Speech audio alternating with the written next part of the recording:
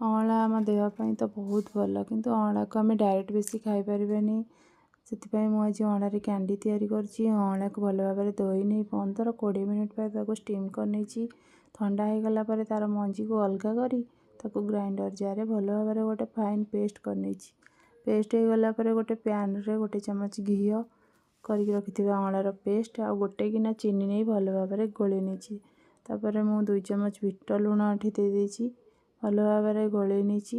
2 ଚାମଚ କର୍ଣ୍ଣଫ୍ଲୋରକୁ ଟିକେ ଘୋଳ ତିଆରି କରି ଅଁଳାରେ ଭଲ ଭାବରେ ମିଶାଇ ନେଇଛି, ଯାହାଦ୍ୱାରା ଆମର ଅଁଳାଟା ଟିକେ ଥିକ୍ ହେଇଯିବ। ତାପରେ 1 ଚାମଚ ଗୋଲମରିଚ ଗୁଣ୍ଡ ଦେଇ ଭଲ ଭାବରେ ଗୋଳେଇ ନେଇଛି।